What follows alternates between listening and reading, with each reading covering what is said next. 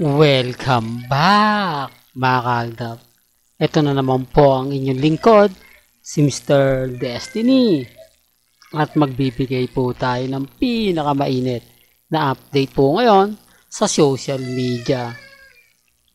Remind ko lang po sa inyo sa mga kumakalat ngayon sa Instagram, sa Twitter, sa Facebook, pabor na pabor po sa atin. Dahil wala naman po talang Catherine ang dumating sa GMA Gala 2024. Hindi po ba? Basag na naman ang mga Katden fans. Sinasabi kasi nila na pupunta ron si Catherine. Well, kumbaga, posible rin pong pumunta ron. Gaya ng sinabi natin, open naman daw po ang GMA Kapuso sa mga Kapamilya Network. Dahil makakatrabaho naman po ni Catherine si Alden Richards. Most papabor nga po yun. At mas lalakas nga po ang pelikula nila Catherine at Alden Richards. Kaya baka may mag-react dyan na hindi po pupunta talaga si Catherine kasi ABS-CBN siya. Hindi po ba? Pero pansin nyo binati naman po ni Alden Richards ang Kapamilya Network. Hindi po ba? At nakakatuwa naman po, no? Yung nagsabing complete the sentence. Hindi po ba? Hello, love, main. Sana sasabihin ni Alden Richards, no? Kaya lang, let's go di po ba? Kaya nga sabi ko sa inyo, may mga point na gustong-gusto na siguro sabihin ni Alden Richards. Kaya lang, wala. Andun tayo sa point na bawal. Andun tayo sa point na, kumbaga, may umahad lang, di po ba? Kaya nga sabi ko sa inyo, mga kaaldab, ako, masaya po ako sa mga nakikita natin. Masaya po ako sa mga nababalitaan at napapanood po natin. Kaya nga po hindi ako basta-basta nagpapa-apekto. Hindi ako basta-basta nagpapatinag. Lalo na nga po sa mga taong pilit tayong binabash, pilit tayong kumbaga dinadown. Yan channel ni Mr. Destiny, wag nyong sisilipin, wag nyong tangkaing puntahan dahil puro fake news lang ang alam niyan. Lahat ng mga balita niyan, hindi totoo. Di po ba? Pero andun yung point na, oo nga Mr. Destiny. Kumbaga, ako ayoko rin ng ganito, ako ayoko rin ng ganon. Lalo na nga po kapag may mga usapin na ganito, usapang ganyan. Di po ba? Sa totoo lang po mga kaaldab, affected sila kapag ako nagbibigay ng update. Paano? Basag sila. Katulad din to bago natin talakayin tong video na to mga kaaldab. Ito, yung latest post ni Mengay ngayon sa kanyang Instagram. Family weekend. Family bonding. Di po ba na kung saan ang mga mag-asawa paminsan-minsan ay namamasyal, nagsisimba. Di po ba? Normal na lang po yun sa isang pamilya. Pero may pinopost nga po bang si mga ganap si Mengay? Hindi po ba wala? Wala nga pong post si Main Paul Kerson Wala nga pong update. Wala nga pong ganap. Di po ba? Tapos sasabihin nila na hindi Mr. Destiny, ganyan talaga yung pinalalakas lang po nila yung loob nila.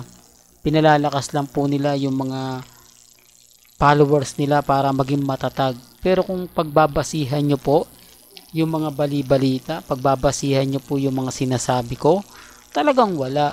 Hindi po ba? Tapos yung iba nagre-react, kasal na sila, Mr. Destiny, kumbaga wag mo nang ibash yan. Wala naman pong nambabash, di po ba? Hindi naman po tayo naninira. Ang sinasabi lang natin, yung kasal serye nila, sarswela lang. Hindi po talaga totoo. Di po ba? Kasi kung mapapansin nyo, mga kaaldab, ang dami pong issue sa anak pero tahimik lang po sila. Marami dapat gagawin si Mengay at si Congressman na pamapaniwala po niya lahat ng mga viewers o lahat ng mga followers niya. Hindi po ba? Although tamad talagang mag-post si Congressman at si Mengay napakasipag. Yun nga lang po, iba ang pinopost ni Main. Di po ba? Walang post si Mengay na bonding moment ng pamilya. Mabuti pa po si Alden Richards kahit papaano nagpaparamdam. Gaya ngayong weekend. May mga post yan na talagang sinasabay niya yung post ni Maine Polkerson.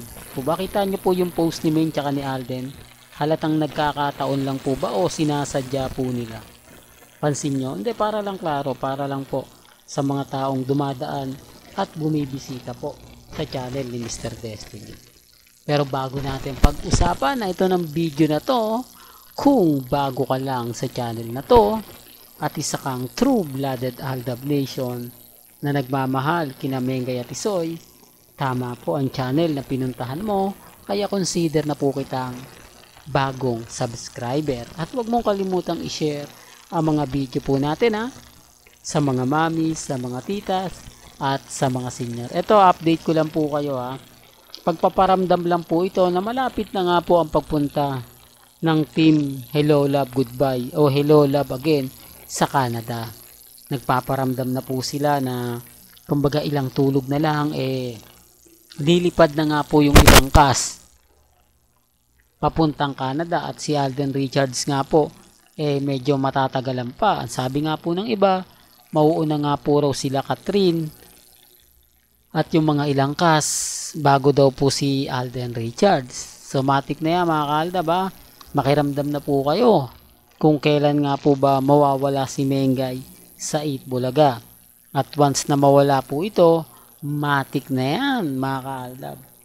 Yung update natin talagang pag-uusapan at pagpepiesta. Nako, ang dami pong mga galit na galit sa atin, ang daming inis na ikaw talaga Mr. Destiny, lahat ng sinasabi mo hindi totoo. Lahat ng mga paliwanag mo walang kaganto ganyan. Wala naman pong pilitan. Lagi kong sinasabi yan kasi kumbaga wala na raw pong kumakampi sa atin. Ito nakakatuwa po kasi ilang Alden fanatics nga po ngayon kumakampi kay Mr. Destiny. Dahil wala nga po sa gala si Catherine, umaayon talaga sila sa akin. Ang sabi nga po nila, bakit naman pupunta dyan si Catherine? Hindi naman yan totoong karelasyon ni Alden. Totoo naman po Ayaw din po kasi ng ibang Alden fanatics na kumbaga si Catherine ang maging karelasyon niya, di po ba? Bukod nga po sa ginawa. Although hindi ko sinasabi to, nakakampi po sila sa Aldab Nation. Ang sabi nga po nila, kay Catherine lang. Di po ba? Sila sumasang-ayon sa mga sinasabi ni Mr. Destiny. Di po ba gaya ngayon, nasa All Out Sunday City Soy. Pagkatapos niya, nasaan na nga po yan. Siyempre, nandun na yan sa bonding moment ng pamilya niya. Nandun na yan sa, kumbaga, masasabi natin, nagmamahal. Di po ba? Walang sawang pagsuporta. Ganun naman po talaga Kaya nga sabi ko sa inyo masaya po ako sa mga nababasa natin. Masaya po ako sa mga napapanood natin. Pero okay lang naman. Wala naman pong pilitan hanggang naandun lang po tayo. Sa ngayon mga kaaldab, lagi ko naman itong pinapaliwanag na alam mo Mr. Destiny, napakarami mong mga ganito, napakarami mong ganon. Lahat ng mga sinasabi mo hindi totoo. Lahat ng mga pinapaliwanag mo, ang dami mga nangaasar at nangiinsulto. Dahil nga po sa mga pinopost natin na nabibisto po sila. Katulad ngayon, hindi sila makagawa ng mga edited picture. Hindi nila mapakita na nasa mall si Mengay, nasa mall si Congressman kasi nababasag natin. Di po ba nasasabi natin na dami account yung mga kumakalat. Dami account yung mga makikita ninyo at mapapanood. Hindi na sila makaporma kasi sa dami nga po naman ng mga post, sila lang yung nakakakuha nun. At yung titignan mo yung taong mag-post, wala naman pong account sa social media.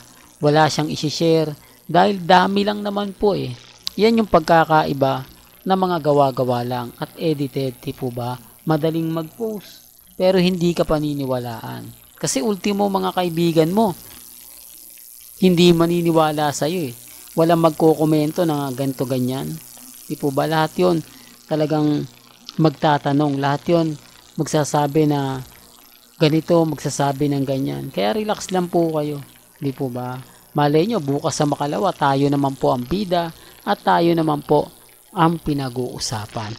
Well, hanggang dito na lang po ang ating latest updates. Kaya kung gusto nyo pa po ng pinaka-latest at sariwang update, abay tumutok lang po kayo dito po sa channel ni Mr. Destiny para updated po kayo sa mga latest at sa mga bagong video po na ilalabas po natin maya-maya lang. Hanggang sa muli, salamat po sa panonood at pakikinig.